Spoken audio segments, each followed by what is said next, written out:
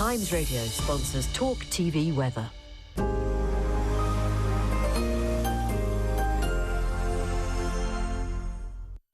It's time for That Was the Woke That Was. The topical quiz show that goes through all of the wokest stories of the week. She has been fame hungry from the get-go. Saturdays at 9 on TalkTV.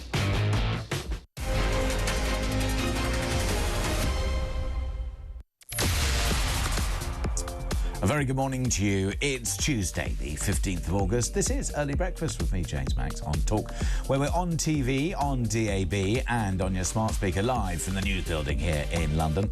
So coming up between now and 6:30, well, after 6, we're going to be going live to our reporter, Oliver Whitfield-Mircic, who's on the channel. We'll be finding out the latest on the Channel migrant crisis from him, but also reviewing the papers. I'll be joined by Times Radio presenter James Hanson. We'll be going through the front pages and also the big stories within. In finance, later this hour, we'll find out who's working from home, why are petrol and diesel prices on the rise again, and landlord profits. Are they falling? We'll be speaking to Myron Jobson about that. Plus, we'll have your paper review.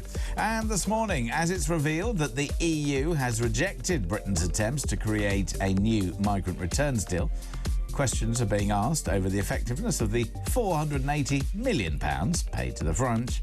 And the Bibi Stockholm, well, it's a disastrous white elephant. So what should the government do next to solve the migrant crisis? So it's 3 minutes past 5 o'clock, and once again, here you and I are discussing the migrant crisis again. It seems to be the story that doesn't go away, partly because the government seem to be all at sea about what to do, but also because so many of their plans seem to be thwarted. We haven't really heard much about the Rwanda scheme recently, but it didn't really get off the ground. Then, of course, we've had the Bibi Stockholm. I mean, you couldn't make up a succession of issues and problems which have faced that particular endeavour, and then the government doubling down, going, oh yeah, such a good idea, let's go and get some more. And the point of this thing, I mean, 500 people can get on that ship should it not have Legionnaires' disease. We have 1,000 in a week who arrive. What's the point of it? It's a big, white, expensive white elephant. It seems not to make any difference at all.